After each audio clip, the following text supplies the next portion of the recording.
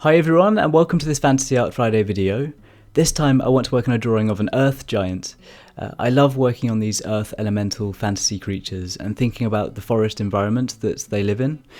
So in the case of this giant, I wanted to imagine that it was a friendly giant, it was kind-hearted, and it looks after the people and the animals around it that live locally in the forest. I took inspiration from the design of Groot for its face, specifically Baby Groot. I love how he has such kind eyes, so I wanted to add those features to this giant.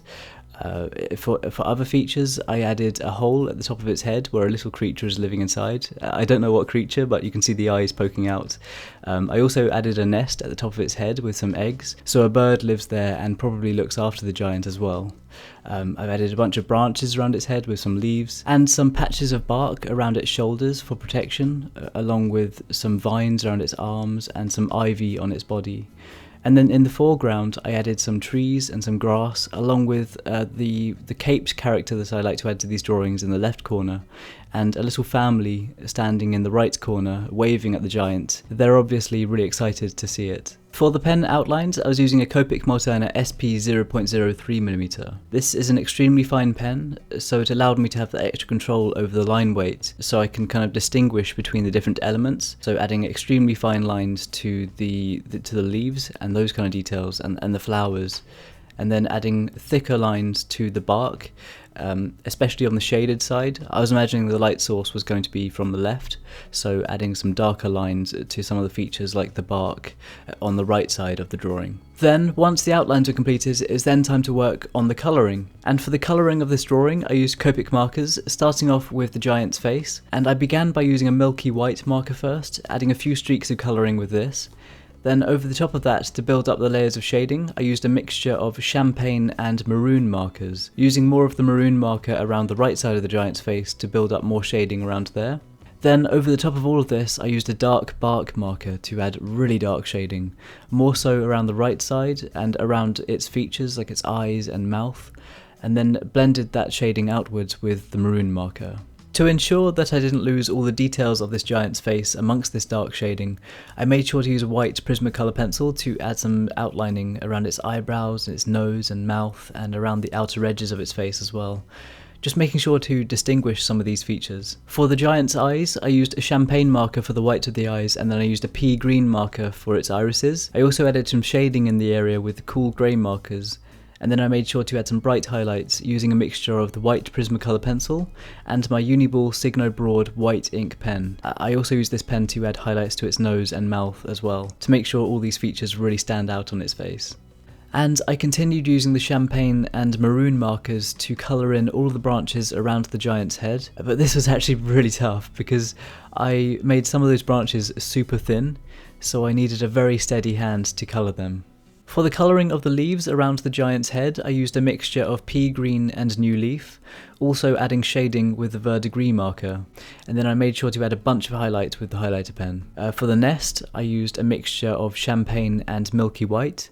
Then to colour in the flowers and the eggs, for the flowers I used a mixture of light pink and pale heath, and then for the eggs I used a base layer of light pink and then added some dark pink to add some shading underneath. And then I made sure to bring out the highlighter pen again to add a bunch of highlights around all of these areas. And as a final touch to the giant's face, I made sure to use a pea green marker to add some green colouring to the wood texture. After that, once the giant's face was completed and I was happy with how it was looking, it was then time to start working on the rest of its body.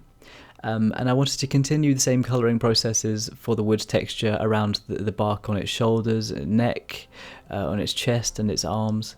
So starting off with the milky white marker first, and then blending over the top of that with the champagne and the maroon markers, and then adding the even darker shading with the dark bark marker, and then making sure not to lose those details amongst the dark shading by adding highlights with the Prismacolor pencil and the highlighter pen. One thing that I found super helpful in this area, to show where these areas are overlapping, I started placing some black marker and then blended outwards with the dark bark and the maroon to keep that shading nice and smooth.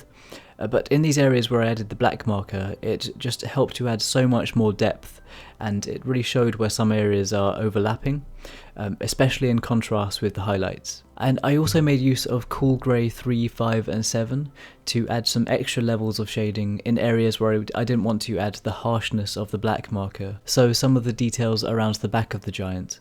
Then, for the area underneath the giant's chest, I added a base layer of colour with verdigris and pea green. Then I added a bunch of shading with black and cool grey markers, just adding a layered effect. And then I did the same with the vines as well, by adding the base layer of colour to them with the champagne, and then added a bunch of shading underneath each vine, just making sure they all look like they're overlapping each other. And I was really pleased with the overall overlapped and layered effect in this area, just by adding a bunch of shading with the cool greys. And I then also used a white Prismacolor pencil to just define some of the details amongst that shading. And finally, with the details of the giant completed, it was then time to work on the background. And I started off by working on the sky first by using a pale heath marker, making sure to leave a bank of clouds. Then underneath that I added some hillsides with a pencil and a blending stick, and added some mist effects with an eraser. Also continuing to add a layer of trees below that as well by using the same methods again, but with the blending stick and the eraser with some mist.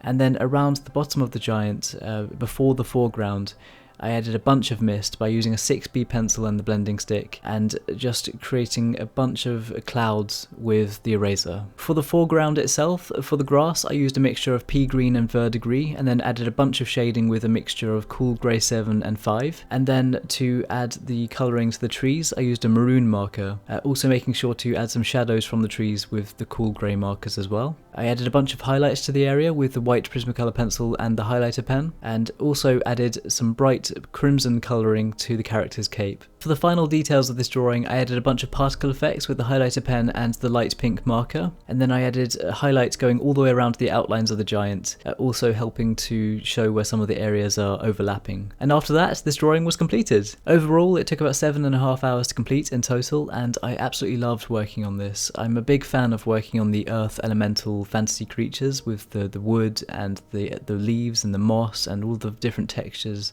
It's such a fun drawing to work on, and I really hope you enjoyed watching this. If you have any suggestions for future fantasy art or fan art or any tutorials, please let me know in the comments below. And if you want to see more drawings like this, then make sure to subscribe, and any likes or shares on this video, they really mean a lot to me. If you want to follow my progress and keep updated with all the things I work on through the week, then be sure to check out the links in the description box below to check out my Twitter, Facebook and Instagram. And once again, thank you so much for the support, and thank you so much for watching this. It really means a lot, and I can't wait to work on the next one. I hope you're having an awesome day, and I'll see you all soon.